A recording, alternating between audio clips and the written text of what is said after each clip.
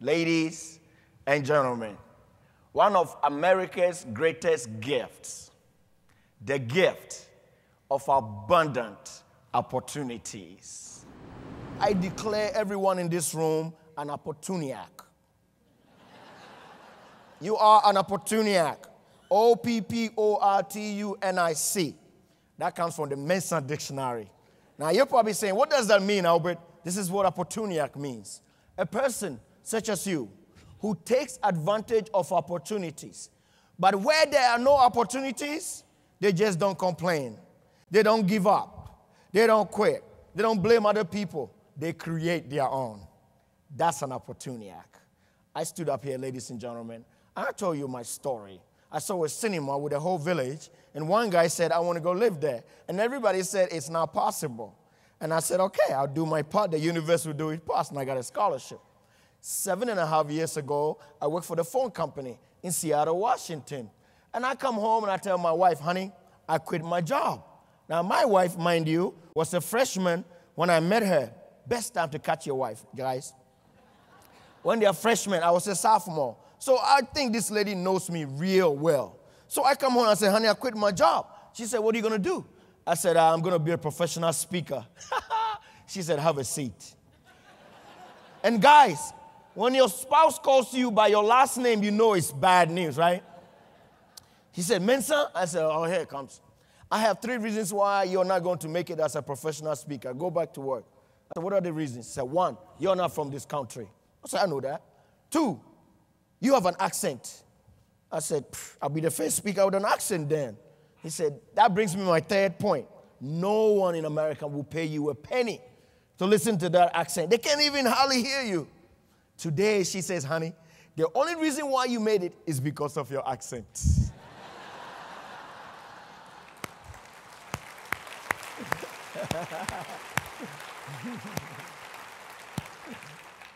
You must continue to be an opportunist to survive in this ever-changing world that we live in. One guy, he came from Austria, and he walked straight to America, to Hollywood, and said, I want to be an actor. And they say, Arnold, come here, come here. Arnold, you are too stiff. And 2, you have this funny accent. You can't become an actor. He said, I'll be back. Then about 3 years ago, he came from nowhere and said, I want to be governor of California. I said, Arnold, come. First of all, you cannot become a governor of a state you can't even pronounce. It's not California. It's California. It's California. Today, he says, change the rules so I can become president. Don't blink. Don't underestimate that man. That's courage. When everyone said it couldn't be done, and he said, okay, I'll prove you wrong. Today you got to pay me $30 million just to make me, so I can make a cinema. I don't even want to make a cinema anymore. I want to go to the top. And the second guy, most courageous guy I met, he lived in New York, moved straight to Seattle, and woke up one morning and turned his wife around and said, honey, he said, what? He said, I want to start a company. He said, company doing what? He said, I'm going to take a cup, and in the bottom will be a little bit of coffee. And in the middle will be some water. And on the top will be a lot of foam. And what are you going to do with it? I'm not done. And I'm going to sell that cup for $5. And his wife said, Howard, you have lost your mind. Turn around and go back to sleep. He said, honey, I didn't tell you the best part. I said, what? I'm going to name the company Starbucks. Today, ladies and gentlemen, it is chic to go to Starbucks. This story is about this African carpenter. He's been building homes for 30 years. He's been building homes. The time has come for him to retire. And he comes to work ready to retire. He's in his office packing up his stuff. And then the phone rings. And he picks up the phone, says, hello? His name is Ndunga. He said, this is Ndunga. He said, Ndunga, this is your boss, Jail. I need to see you in my office ASAP. So he hangs the phone, he goes to boss lady's office. He said, boss lady, you want to see me? She says, yes. I have some bad news and I have great news. He said, give me the bad news first. So the bad news is, I cannot let you retire today. So what you talking about, Willis? He said, then what's the great news? He said, the great news is last night we received a call to build the most expensive house that this company has ever built.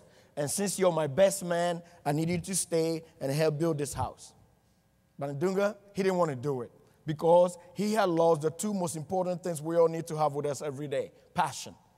Bring passion back into your job, into your life. Just like the phase that you got this job that you hold. Remember, you were so passionate about it, you want to conquer everything. Bring that same passion back and enthusiasm. These two are buddies. Ndunga had lost it, but he didn't tell the boss. So boss Jill says, okay, I see you're hesitant, so I'll meet you halfway. Go and lay the foundation and you can leave because you're the best man and the foundation is the best part of the house. I need the best man to do that. And after that, you can go. He said, oh, yes, I can do that.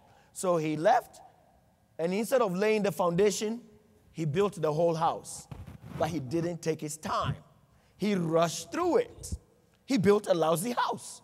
He comes back to boss Jill. He said, boss lady, remember that house foundation you asked me to lay? I said, yes. You need more money? He said, no. I did you a favor. I said, what is that? He said, I built the whole house. He said, oh, my goodness, thank you so much. He said, boss, can I retire now? He said, yes, by all means. But before you go, come with me so we can inspect this house. So on their way to the house, from the outside, they have doors, windows. From the outside, it looks like the house is really built. He said, did you do the inside? He said, yes, I did the inside. He said, let's go find out. So he goes to open it. The door is locked. He said, Ndunga, the door is locked. Do you have the key so we can get in? He said, keys. Yes, have the keys right here. He said, oh, then keep it. Because this house is the company's gift to you. What happened? He built a lousy house for who? For himself.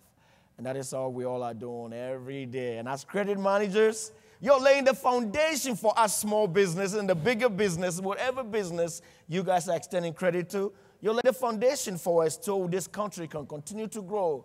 Because without you, we don't have credit in Ghana. And you see where we are. We are third world. You're doing a wonderful job, and you're laying the foundation for us. So please, keep doing a good job. It's not too late to make changes. Look at your blueprint, and you have changes you need to make them. For it's the only house you get to build. You've been a wonderful audience. I thank you so much for inviting me. Thank you so much. Thank you.